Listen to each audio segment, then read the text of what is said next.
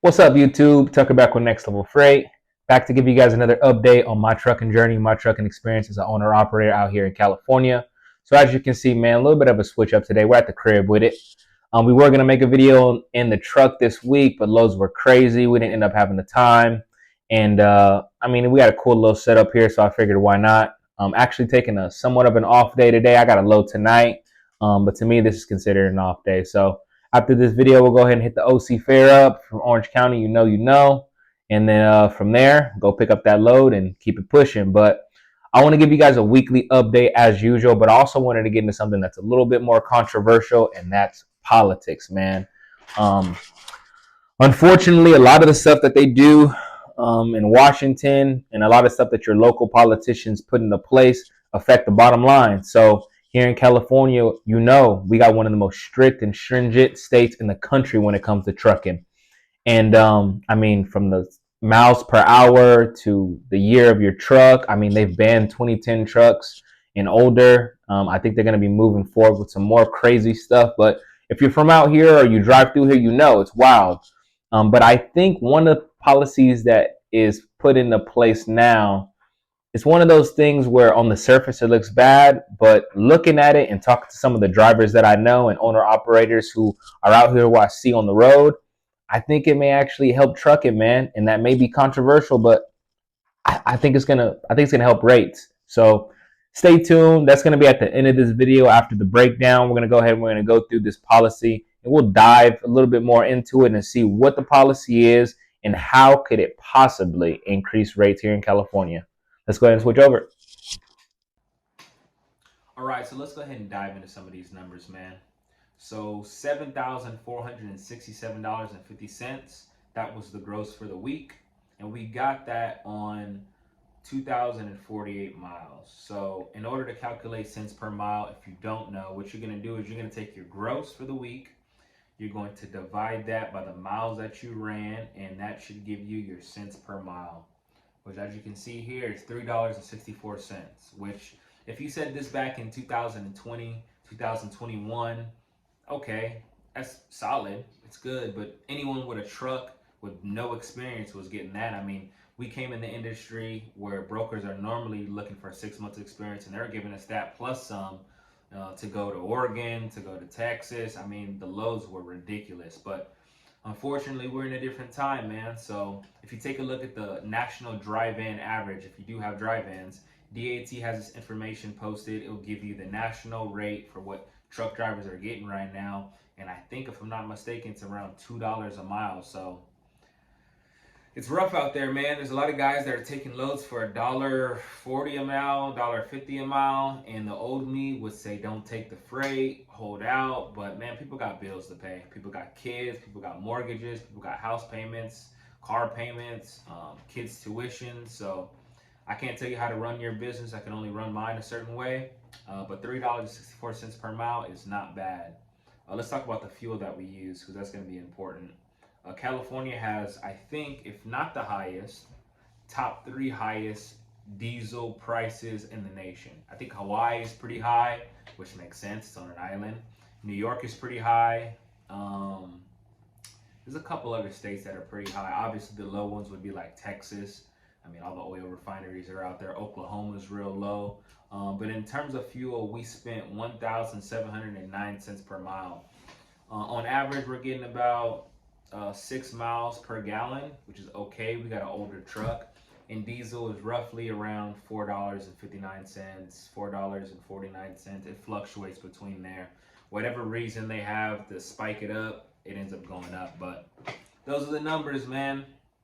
What I want to do now is I want to talk about this policy, man. I got an article pulled up here, so let me go ahead and just give you guys a little bit of insight on what's going on here in the Sunshine State of California. So, well, first let me do this. In California, for cars, we have this thing called smog test. And in order to register your car, to get a registration, you need to get it smogged.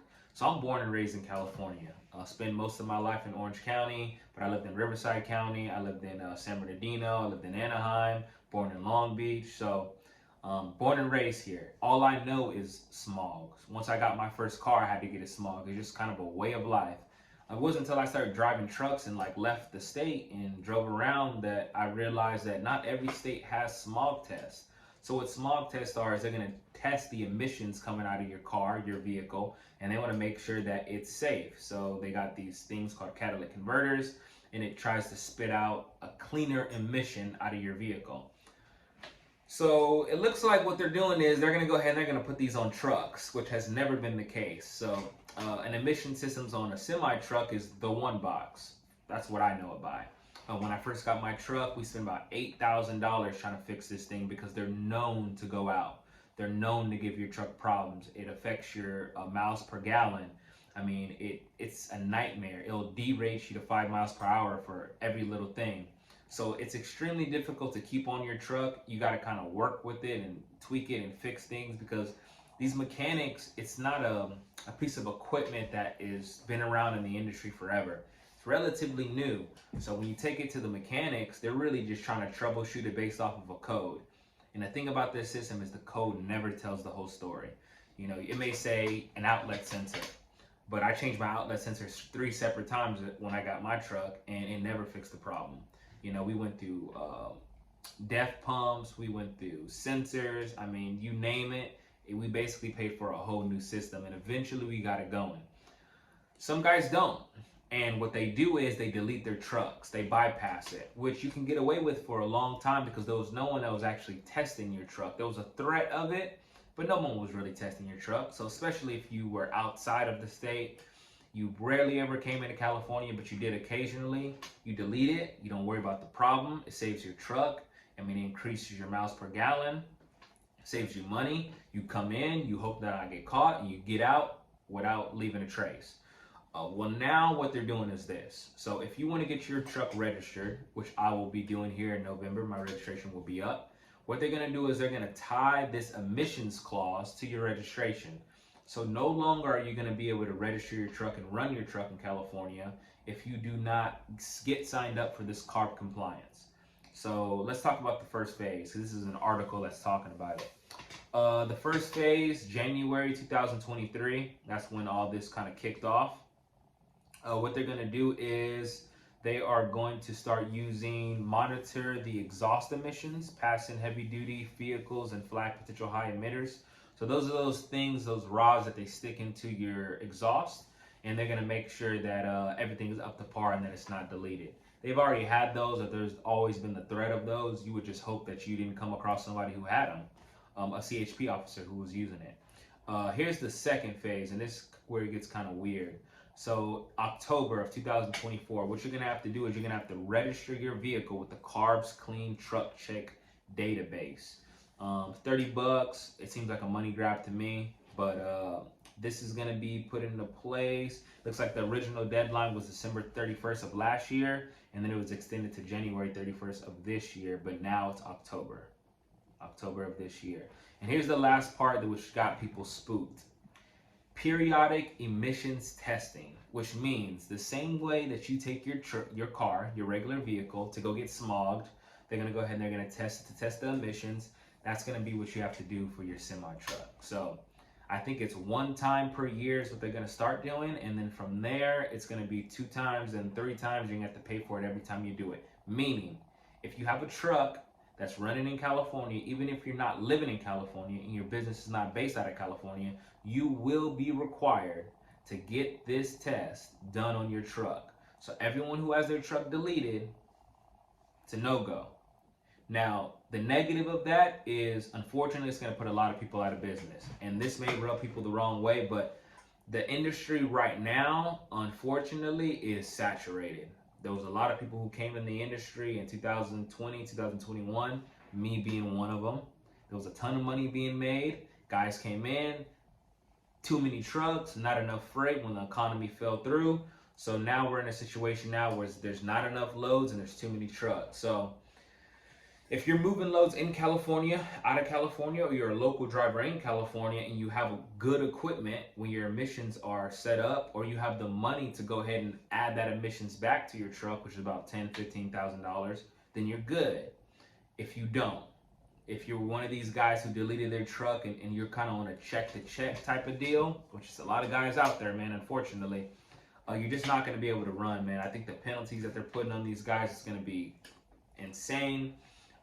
It's something that they've taken all the way to the Supreme Court to try to get abolished because they said it was unconstitutional, but they've took it all the way there. There is now no chance that this is getting taken away. It's here to stay.